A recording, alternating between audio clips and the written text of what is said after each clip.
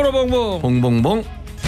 난 이제 지쳤어요 땡. 이분은 안 지칩니다. 최진봉 성공회대 교수입니다. 어서 오세요. 네, 안녕하십니까. 이어서 평론계 최민씨. 누구냐 너? 안녕하십니까 최수영입니다. 예, 어서 들어오십시오. 예.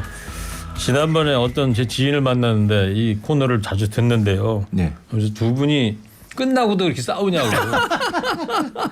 안 싸우냐고. 아이 그럼요. 얼마나 친한데. 걱정들을 많이 하시는 거예요. 생각이 틀린 게 아니고 다를 뿐입니다. 그렇죠. 예. 자, 오늘 청취자 여러분께 이런 질문 드릴게요. 윤석열 대통령의 한일 외교를 옹호해 주기를 요청하면서 공천 압박을 한 의혹이 제기된 이진복 대통령실 정무수석과 국민의힘 태영호 의원을 보시면서 어떤 생각이 드시는지 5글자로 보내주시기 바랍니다. 끝에 두 분 추첨해서 조그만 선물 보내드리도록 하겠습니다. 자, 윤석열 대통령이 오늘 국무회의 했잖아요. 방미 성과 설명했어요. 예. 네. 먼저 그 육성을 짧게 한번 들어보겠습니다. 국가 관계에 있어서 고마운 것이 있으면 고맙다고 얘기할 줄 아는 그런 게 있어야 국격이 있고 국제사회에서 우리가 제대로 자리 잡고 일할 수 있는 것입니다. 핵협의그룹 NCG 이 그룹은 한미 간의 1대1 관계로 더 자주 만나 더 깊게 논의한다는 점에서 나토의 핵기획 그룹보다 더 실효적이라고 할 수 있습니다. 네, 고마운 것은 고맙다고 얘기할 줄 알아야 된다. 네. 이게 뭔 얘기예요? 그러니까 이게 이제 앞을 빼고 나니까 이제 이게 약간 오해가 생기는 건데 뭐냐면 우리 한미 동맹의 70년 역사라는 게 그냥 당연히 거저 주어진 게 아니다.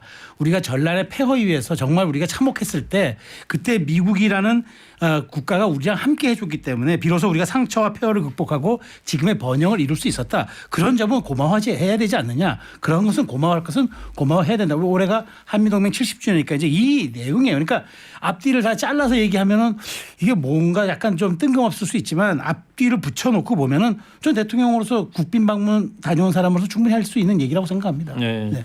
아니 뭐 미국에 대해서 우리 6.25 때 우리를 도와줬던 나라기 때문에 그거 고마워하지 않는 국민이 누가 있겠어요? 뭐 그 이후에도 이제 계속 한미 동맹을 기반으로 우리에게 한미 방위 상호 조약이라든가 원조라든가 뭐 이런 것들을 조금 더 좀 높이 평가한 거라고 보면 되지 않겠습니까? 자, 그리고 조금 전에 또 NCG 얘기를 했어요. 네. 뉴클리어 컨설테이션 네, 네. 그런 것 같은데. 컨설터티브 그룹. 컨설티브인가요? 네. 별 관심 없습니다. 저기요. 관심 좀 가져주십시오. 네. 알겠습니다. 자, 이 NCG 얘기도 했는데 이 핵 협의 그룹이라고 이제 우리말로 번역하면 될 것 같은데 나토의 핵 기획 그룹, 플래닝 그룹보다 더 실효적이다 이런 얘기를 합니다. 최진봉 교수님. 이게 말이 안 되는 얘기예요. 왜냐하면 나토는요 핵을 5군데 갖고 있어요. 5개 지역에 핵이 있고요. 그걸 공유하고 있는 개념인 거예요. 그럼 5개 지역이라는 게 5개 나라에 예. 그러니까 그 나토에 소속된 나라 중에 그래서 나토가 만약 공격을 받으면 미국과 나토가 협의를 해서 그걸 어떻게 쓸지를 결정하는 거예요. 그러니까 둘 다 비슷한 위치에서 핵 사용을 결정할 수 있는 권한을 갖는 거잖아요. 근데 우리가 말하는 핵 협의 그룹이라고 하는 것은 바이든 대통령이 그때 공동 성명할 때 기자회견 때 뭐라고 그랬습니까? 명확하게 얘기했어요. 최종 결정권은 나한테 있다. 네. 그렇게 분명히 얘기했어요. 이건 협의가 아니라 우리는 요청을 할 수 있겠죠. 예컨대 우리 대통령이 미국의 대통령한테 만약에 핵을 뭐 사용하면 저는 안 된다고 보지만 사용할 필요가 있다고 생각할 때 요청을 할 수 있고 그러나 최종 결정은 미국 대통령이 사용할지 안 할지를 결정하는 거예요. 그러니까 나토는 사실은 동등한 위치에 공유가 되는 거지만 우리와 미국은 공유가 아니고 우리가 의견을 내면 미국이 받아줄지 안 받아줄지 결정하는 거예요. 근데 어떻게 이게 그 같은 더 실효적이라고 얘기할 수 있냐는 거죠. 그러니까 저는 실효적이라 하면 이제 나토는 이제 미국 대 다자 국가의 협의체잖아요. 근데 우리는 1대1이기 때문에 물론 우리가 핵을 사용할 수 있는 권한은 없어요. 단추도 미국이 누르는 건 맞죠. 하지만 과정에서 우리의 의견이 최대치로 반영되고 실시간으로 이 협의체를 통해서 전달이 되는 거지 않습니까? 그러면 뭐 말하자면 핵 잠수함을 전개하겠다 아니면은 미국 본토에서 괌에서 뭘 쏘겠다. 그러니까 저도 최 교수 말처럼 정말 그렇게 되면 안 되죠. 안 되는데 그럼에도 불구하고 우리는 실시간으로 대응할 수 있다라는 것이 실효적이라는 이제 대통령의 워딩으로 나온 건데 이게 나토보다 우월하다. 저는 이런 뜻보다는 뭔가 우리가 어떤 상황에 처했을 때 대처할 수 있는 능력이 우리가 나쁘지 않다면 그런 쪽으로 효과적이다. 전보다는 좀 나아졌다. 자, 뭐 그런 이렇게 뜻으로 해석하는 게 이해를 맞다고 하면 봐요. 될까요, 예, 예. 그러면? 전부 다 좀 나아졌다. 제가 볼 때 나아진 것도 별로 없어요. 그냥 서류 하나 만든 건데 어쨌든 저는 이렇게 포장한다고 생각해요. 이게. 이런 식으로 포장할 게 아니고 일단 핵을 사용하면 안 되는 거죠. 가장 그게 중요하고 만약에 정말 불가피하게 사용할 상황이 되더라도 저는 우리 정부의 의견이 적극적으로 반영되기 좀 어려운 구조다 이렇게 봅니다. 예. 핵이라는 게 우리가 히로시마, 나가사키 그거 인류 최초로 그 어마어마한 피해를 본 거 아닙니까? 지금 핵이라는 건 그때보다도 더 규모가 어마어마하다면서요. 네. 한 방 날아오면 뭐 한반도는 끝장나는 거죠. 뭐. 그렇죠. 재앙의 폭탄이 맞습니다. 지금 NCG가 이거네 정확히 뭐예요? 뉴클리어 컨설터티브 그룹. 네. 예. 참 옛날에 기자 시험 공부한다고 시사상식 그렇죠. 이런 약자 이게 뭐냐 이게 시험 문제 많이 나와요. 많이 나왔죠. 기자 공부하는 저 대학생들 NCG 또 외우느라고 바쁠 것 같습니다. 자, NCG 얘기해봤고요. 대통령은 또 경제적 성과도 컸다 강조를 합니다. 어떤 이야기들이 있었어요? 경제 효과에 대해서. 그러니까 대통령께서 이렇게 말씀하셨어요. 그러니까 한미 가치 동맹이라는 주춧돌을 놓은 상태에서 안보, 산업, 과학기술, 문화, 정보 동맹이라는 5개의 기둥 우리가 이번에 세웠다. 그러면서 지금 이제 과학기술 동맹이라는 게 반도체 배터리 분야 뿐만 아니라 청정수소, 인공지능, 그다음에 양자, 소형 원자로 신흥 기술 분야로 넓어지기 때문에 미국의 핵심 원천 기술과 한국의 제조 역량이 만나면 양국 모두에 이익이 되는 커다란 시너지 효과가 난다니까 여기가 미래형이고 그다음에 방미 기간 동안 거둔 59억 달러의 투자 유치 또한 우리 미국 기업이 한국에 대한 투자가 계속될 것이기 때문에 이거를 마중물 개념으로 좀 봐야 한다는 그런 취지의 얘기도 했었습니다. 네, 59억 달러면 우리 돈으로 하면은 한 7조 원, 8조 원 그렇죠. 그 정도 되겠죠. 그런데 이번에 바이든 대통령도 백악관에서 그런 얘기 했잖아요. 코리안 피플로부터 133조. 우리 돈으로 하면 네. 100억 원 투자를 133조 받아. 원. 네. 그러면서 나 내년에 다시 재선에 도전한다 이런 선언을 했잖아요. 예. 근데 저는 그게 참 이해가 안 돼요. 우리는 8조, 바이든은 100조. 너무 차이가 나지 그러니까 않습니까? 그러니까 동맹이라는 게 그 비슷해야 되는 거 아닐까 그러니까 싶은데. 저는 바이든 대통령이 이번에 재선 장사를 너무 짭짤하게 한 것 같아요. 그래서 솔직히 좀 약간 재미있게 표현하면은 바이든 대통령 좀 남는 장사 한 거예요. 그런데 사실 우리가 투자하겠다고 바이든 대통령이 밝힌 금액도 사실은 그게 뭐 지금 정확하게 된 것이 아니라 우리가 이제 하겠다고 뭐 여러 가지 양해각서까지 체결한 그런 금액인데 트럼프에 대한 기억이 있잖아요. 러스트 벨트. 그때 이제 트럼프가 백인 집단 쇠락한 지역에서 도시. 쇠락한 도시에 백인 노동자들에게 일자리 주겠다는 걸로 굉장히 고전했거든요. 그렇기 때문에 이번에도 일자리라는 맞불을 놓는 성격에서 한국을 많이 활용한 것 같아요. 근데 활용한 것 같은데 우리가 그런 활용도에 있어서 우리도 좀 뭔가 뺏어와야 되는데 그런 점은 조금 아쉽습니다. 그런데 오늘 김동연 경기도지사가 윤석열 대통령에 대해서 날선 비판을 라디오에 나와서 했어요. 네, 아침에 라디오 방송에 출연했는데요. 일단 이번 이제 방미 성과에 대해서 성과가 없다. 그렇게 얘기를 했고요. 이번 미국 방문 경제 들러리 역할밖에 못하고 왔다. 아까 얘기하신 133조도 같은 맥락이라고 보이시고요. 그 8조라고 하는 것도 제가 볼 때는 그 기존에 투자하고 있었고 앞으로 투자할 계획을 갖고 있는 회사들의 총합이에요. 그러니까 4년 동안 앞으로 뭐 3년 4년 동안 얼마씩 투자하겠다. 그거는 이미 계획돼 있는 거예요. 그게 지금부터 8조 얘기 아니고. 그건 아니죠. 그러니까 넷플릭스도 넷플릭스도 마찬가지로 3조 3천억인데 그것도 4년 동안 한다는 거예요. 근데 이미 작년에 8천억을 했어요. 투자를. 그러면 예전보다 적어질 가능성은 낮잖아요. 그럼 8천억씩 4년을 곱해보면 3조 2천억인가요? 그렇게 나와요. 그게 무슨 의미가 있습니까, 솔직히. 그리고 반도체 IRA에 대한 확실한 성과가 있었어야 되는데 그게 없었다. 네. 그래서 경제적 성과가 없다. 이렇게 얘기를 했죠. 알겠습니다. IRA라는 게 이제 전기자동차 관련이고. 네. 근데 윤석열 대통령이 오늘 이제 국무회의, 그죠? 네. 정부 관계자들 앞에서만 이런 브리핑을 했는데 사실 국민은 미국의 이렇게 성공적인 방미 정상회담을 갔다 왔으면 외교 안보 좀 불안하게 좀 느끼고 있고 중국이 뭐라고 협박하고 있는데 국민 앞에서 좀 기자회견이나 형식을 통해서 좀 설명을 해줬으면 어떨까 이런 아쉬움이 있어요.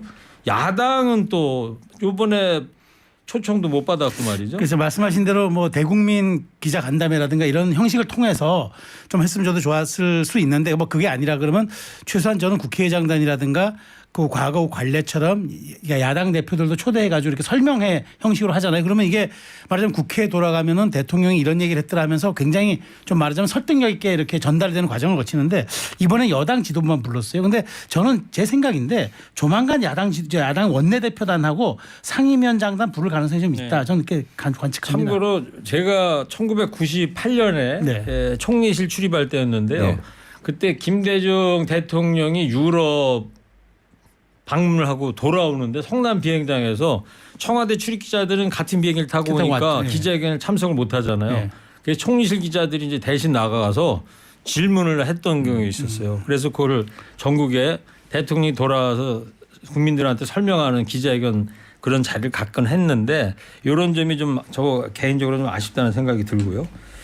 자, 여야 이 원내 대표끼리 합의가 되면 대통령이 야당 원내 대표를 만날 수 있다는 거는 이재명 당 대표는 안 만나도 박강원 원내 대표는 만날 수 있다 뭐 이런 얘기예요. 어떻게 되는 거예요? 그렇죠. 아니 대통령실 관계자가 한 얘기에 따르면은 여야 원내대표끼리 합의가 된다면이라는 조건을 달았는데 이게 뭐냐. 윤재옥 국민의힘 원내대표도 선출된 지 얼마 안 됐잖아요. 네. 그리고 이제 박강원 원내대표도 이제 바로 이제 지난주에 선출이 됐고 그러니까 이 두 분이 만나서 어느 정도 국회 의사 일정이라든가 그다음에 어떤 그 법안 같은 데 좀 합의를 하면은 대통령께서 만날 수 있다 이런 얘기인데 저는 뭐 어쨌든 만났으면 좋겠습니다. 왜냐하면 지금 이 전국이 야당이 법안을 통과시키면 대통령이 거부권을 행사하는 거부권 전국이잖아요. 이걸 타개하기 위해서라도 저는 정무적인 관점에서라도 야당 대표를 만나는 게 원내대표를 만나는 게 필요하다. 이재명 대표가 부담스럽다면은 이것 또한 협치한 방법이라고 생각합니다. 네. 최인봉 교수님 어떻게 보세요? 대통령이 당 대표를 안 만나고 네. 박강원 신임 원내대표 만나는 거에 대해서 그거 웃기는 거죠. 저는 그렇게 생각해요. 아니, 웃기는 게 아니라 차선인 지금까지 거죠. 차선. 차선은 무슨 차선입니까? 최선이 안 되면 차선을 해야지. 해야죠. 최선을 해야지. 이재명 대표 만나는 게 그렇게 무서워요? 왜 그러시는 거예요? 정치는 제가 볼 때 이재명 대표 만나는 게 무서운 것 같아요. 그래서 그러는 건지 저는 이해가 안 되고요. 그리고 이게 지금 1년이 다 돼갑니다. 대통령 취임하고 한 번이라도 5월 10일이었나요? 예, 그렇습니다. 이제 네. 얼마 안 남았어요. 근데 5월 10일 1년인데 다음 주 수요일이면은 꼭 1년이네 취임 아 근데 일주년. 그 전에 한 번도 이렇게 전국이 꽉 막혀 있는데 한 번이라도 야당 대표든 원내대표든 지도부든 만난 적 있습니까? 한 번도 없어요. 아니, 또 야당 원내대표, 저는 야당 대표 이렇게 사법 이런 리스크에 이렇게 식으로- 노출된 적도 없어요. 아니 사실은. 사법 리스크라고 하는 것도 그건 검찰이 만들어낸 거고 이제 재판 받고 있으니까 재판을 받고 있더라도 최종적으로 무죄 추정 원칙에 따라서 대표를 인정을 해야 되는 거예요. 야당의 대표인데 그 대표를 인정을 안 하면 어떻게 하겠다는 겁니까? 그리고 이게 원내대표 만나는 것도 물론 뭐 그런 의도인지 모르겠지만 비명계가 원내대표 되니까 그 비명계를 만나려고 한다 이런 얘기가 나오는 것도 저는 문제라고 생각해요. 그럼 이거 갈라치기 하는 겁니까 대통령이? 알겠습니다. 이런 식으로 하면 안 된다고 저는 자, 봅니다. 그럼 안 만나면 안 만난다 뭐라는데 원내대표는 만나면 그건 진일보한 걸로 봐야지 왜 그걸 또 뭐라 갈라치기라고 아니 뭐라는 거니까 그게 아니고 대표를 만나면 되는 것을 굳이 원내대표만 만나겠다고 하는 것도 말이 안 된다는 제가 거예요. 차선이라고 그랬잖아요. 사람이 최선이 안 되는데 차선을 택할 수도 해야 있는 것 돼요. 아니겠습니까? 차선을 하지 말고. 느낌이 있으니까요. 네. 자, 요 기시다 일본 총리가 7, 8일 그죠? 네. 방한이 이제 결정이 된 거죠. 그렇습니다. 네. 기사 총리가 네. 지금 가나에서 얘기를 네, 했으니까요. 많은 국민의 관심사는 과연 기시다 총리가 우리 한국민들을 위해서 과거 반성 이런 거 좀 할까? 이런 기대를 갖고 있는데 어때요?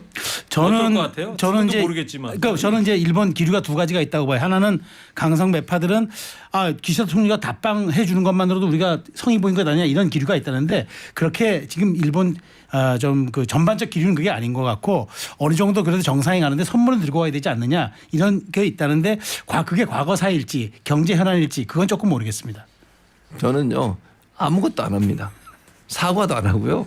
뭐 경제 이런 거 없어요. 그냥 와주는 거 고맙게 생각해. 이럴 거라고 생각합니다. 알겠습니다. 그리고 본인의 지지율 때문에 오는 거라고 봐요. 저는 기시다 입장에서. 기시다 벌써 50% 넘었어요. 그러니까 앞으로도 더 한국을 이용하면 자기는 지지율이 오른다고 생각하거든요. 그러다 보니까 일본의 뭐 극우 언론에서는 그랬다며요. 네. 기시다 총리 좀 한국 좀 갔다 오라고. 네. 예? 그게 다 그러면 갔다 윤석열 오는 순간 대통령 지지율이 윤석열 뭘 대통령 이게- 만나기만 하면 지지율이 올라요. 그러니까 얼마나 그걸 좋아하겠어요. 그래서 오는 거예요. 알겠습니다. 이번 선물 갖고 와야 돼요. 자, 윤석열 대통령의 대일 외교를 옹호해 주길 요청하면서 공천 압박을 한 의혹이 제기된 이진복 대통령실 정무수석과 녹취록 공개된 국민의힘 태영호 의원 보시면서 드시는 생각 5글자입니다. 꼭두각시들 공천 장사해. 알아서 기어. 둘 다 퇴출해. 지시만 하면.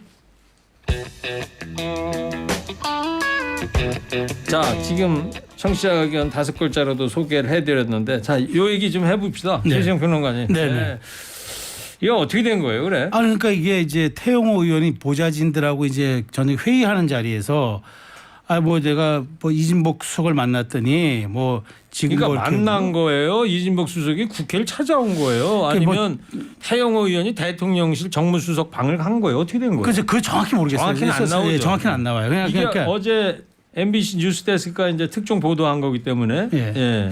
그러니까 뭐 전화를 했다는 얘기일 수도 있고 만났다는 얘기일 수도 있는데 애매한데 어쨌든 이거를 이제 보좌진이 본인은 이제 과장되게 설명하다 보니까 이런 일이 있었다는데 어쨌든 여기에서 핵심적으로 공천 얘기가 나옵니다. 그랬죠. 열심히 하다 보면은 다 그게 공천에 그냥 된다 이런 식으로 얘기를 했다는데 근데 이게 사실은 정무수석이 공천을 뭐 책임져줄 위치에 있는 사람도 아니고 본인도 지금 공천 받을지 안 받을지도 모르는데 그런 측면에서 놓고 보면 약간 과장된 측면이 있는 것 같은데 네. 왜 하필 이 타이밍에 또 나와가지고 이 국민의힘에 또 이 정말 지금 이렇게 반성 국면을 또 흔들고 있는지 모르겠습니다. 이 녹음된 게 어제 뉴스데스크에 이제 공개된 내용이 시점이 언제냐면 3월 8일 날 38 국민의힘 전당대회가 있어가지고 당 대표 김기현 대표 뽑고 최고위원 뽑았잖아요. 예. 그리고 3월 9일 9일날 했다는 거예요. 아침 의원회관에서. 최고위원회 끝나고 나서 오후에 그 이진복 정무수석하고 태영호 의원이 만났든 전화했든 그랬다는 거 아닙니까? 그렇죠. 예. 그리고 나서 태영호 의원이 의원회관에서 태영호 회의한 의원 거예요. 예. 국회의원 회관에서. 회관 자기 방에서 보좌관들하고 이런 얘기를 했다는 거예요. 그렇죠. 예. 그러니까 누군가가 이걸 녹음을 해가지고 밖으로 이제 흘렸다는 건데 그 누군지는 모르는 그러니까 거고. 2달 가까이 걸린 거잖아요. 한 네. 달 반 이상 걸린 거잖아요. 자, 그러다 보니까 또 이진복 대통령 정무수석이 직접 브리핑을 하면서 저 해명을 했어요. 자기하고는 상관이 없다고 또. 그렇게 얘기를 했어요. 제가 태영호 의원의 그 뭐 녹음된 거 이야기 보면 이진복 정무수석 얘기 나오잖아요. 나오죠. 그러니까 두 사람이 만나서 그런 얘기 들었고, 그러니까 내가 열심히 해야 된다. 우리가 열심히 해야 된다. 그러니까 대통령이 한일 정상회담에서 이제 그때 비판이 많았잖아요. 퍼주고 뭐하고 뭐 이거 뺨 맞고 오고 뒤통수 맞고 온 거 아니냐. 그랬더니 그게 아니다. 잘하고 왔다 이런 얘기 해달라는 거잖아요. 그러면 공천하고 연관될 수 있다 이런 얘기를 했다는 거거든요. 네. 거기에 대해서 이제 논란이 되니까 이진복 수석이 뭐라고 얘기했냐면 브리핑을 통해 제가 공천줄 위치에 있지도 않고 그런 논의조차 하지 않았다고 얘기를 하고 있고요. 태영호 의원에게 과장되게 이야기한 것 같아 죄송하다고 사과를 받았다고 네. 합니다. 그렇게 뭐 밝혔습니다. 태영호 최고위원도 과장이다 뭐 이런 이야기를 하고 있습니다마는 그러니까 세간에서는 이 보도를 보면서 혹시 대통령실의 정무수석이 국회의원 최고위원한테 공천 개입한 거 아니냐 이런 의문을 갖고 있는 것인데 그러니까 맥락으로 보면 그럴 수도 있죠. 오늘 유승민 전 의원이 그런 페이북에다 그렇게 썼잖아요. 박근혜 전 대통령도 공천 개입 의혹으로 해가지고 2년 징역 선고를 받았던 거다. 이 부분은 어떻게 봐야 됩니까? 공천 개입 의혹이 만약에 이게 사실이라면 이거 사실이라면 이제 당무 개입한 거죠. 그리고 이제 대통령이 그 직접적으로 공천에 개입했다는 게 물론 이제 정무수석이지만 대통령이 참모니까 그런데 저는 사실 그게 이렇게 되면 문제가 되겠 사실이란 문제가 되겠지만 저는 약간 태영호 의원이 그렇게 어렵다고 하는 최고위원 선거가 또 되고 그다음에 본인이 강남에서 다시 한번 재선에 도전하려고 하는 조금 욕심이 부른 좀 오바 같은 생각이 들어요. 그러니까 나 이 정도 되니까 여러분들 조금 잘해보자. 내가 이렇게 하면서 재선할 수 있어. 뭐 이런 좀 과장된 취지에서 나온 것 같은데 태영호 의원 주장대로 주장대로 저는 약간 이진복 정무수석은 그런 얘기를 안 했는데 그러니까 공천 얘기를 안 비슷한 했는데 얘기는 했을 수도 이제 공천까지는 아니더라도 뭐 당신 잘 될 수 있지 않겠어? 이 정도 얘기를 이제 본인이 조금 이렇게 과장되게 했을 수도 최진봉 있다는 교수님 생각이. 뭐또 아니. 추측밖에 안 됩니다만 물론 추측이죠. 네. 근데 과장된 얘기라고 하면 아주 없는 얘기를 하는 건 아니라는 얘기잖아요. 그렇죠. 뭔가 얘기한 걸 부풀렸다는 이번에는 거예요. 아예 육성이 공개됐으니까. 네. 근데 거기서 몇 번을 공천 얘기를 해요. 한 번도 아니고. 그리고 보좌진 앞에서 그런 얘기를 강조해서 얘기했다는 말은 뭐예요? 본인이 그렇게 열심히 해야 되니까 여러분도 나를 도와달라 이런 의도 아니겠습니까? 그리고 불안해하는 모습도 보여요. 공천에 대해서. 그리고 최근에 이제 그 외교 청서 나왔을 때 기억나죠? 일본 외교 청서 나왔을 때 누가 치고 나왔습니까? 태영호 의원이에요. 그 당시에 그렇게 비판을 받았어요. 그때 왜냐하면 외교 청서가 일본의 외교 청서가 그러니까 독도는 자기 땅으로 주장하고 있었던. 어제 뉴스데스크 보도도 보면 네. 이진복 정무수석과의 그 만남 막내가 이후에. 있고 난 다음부터 네. 상황이 변해요. 태영호 의원이 아니 태도가 바뀌어요. 그렇게 예를 들면 한일 정상회담 잘 됐다. 그리고 외교청사에 뭐 한일 관계가 뭐 개선되고 어쩌고 저쩌고. 근데 거기에 뭐라고 독도는 우리 땅이라고 적혀 있잖아요. 저 일본 사람들이 그런 거에 대해서 칭찬을 근데 하고 이런 태도를 보이는 게 뭐냐는 거예요. 그 대체. 이후에도 태영호 의원은 4.3 사건이라든가 김구 선생이라든가 정부에 부담이 될 얘기들 또 많이 했어요. 그러니까 그걸로 바뀌었다. 기조가 바뀌었다. 그게 경산의 아니고 명령으로 바뀌었다. 그렇게 보기 좀 최수영 평론가 억측이 있는 잘못 거죠. 보고 있는데 그게 그렇게 얘기한 게 다 누구 때문에 그렇게 누구를 위해서 그렇게 얘기했겠어요. 아니죠. 본인을 얘기한 게 아니라 대통령을 편들려고 그렇게 얘기를 하다가 아니 4.3 편들어서 대통령한테 좋은 게 아니 뭐가 왜냐하면 있는데요? 대통령이 그때 안 갔어요. 그래서 논란이 됐었고 4.3 문제에 대해서 여기까지 듣고요. 자, 또 이번에 청취자 여러분의 5글자 생각 소개해드리도록 하겠습니다. 이번에 공개된 녹취록 관련입니다. 공천은 용산 가로 열고 알아서 기어 윗물 그러니 새롭지 않네. 감투 쓰면 끝. 좋은 거 배웠다. 반성이 없어. 송영길 전 대표가 오늘이죠. 검찰 자진 출두했다가 이제 결국 이제 돌아갔는데 현장에서 음질 상태는 별로 안 좋은데 한번 들어보겠습니다. 주위 사람을 괴롭히지 말고 저 송영길을 구속시켜 주시기 바라겠습니다. 귀국한 지 일주일이 지났지만 검찰은 저를 소환하지 않고 저의 주변 사람들을 괴롭히고 있습니다. 20대 막 결혼하여 갓난 아이를 키우고 있는 자, 신혼 소란해가지고요. 예. 송영길 대표 나를 구속시켜라. 예.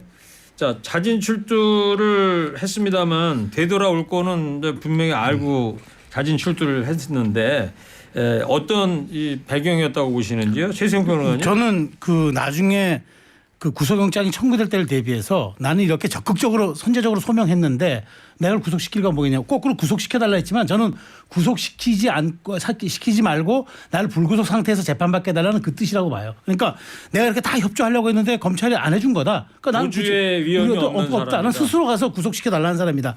그런 저는 이분이 변호사 아닙니까? 나름 법조에서 법조인이죠. 법조인이니까 그런 전략 짠 걸로 봐요. 네.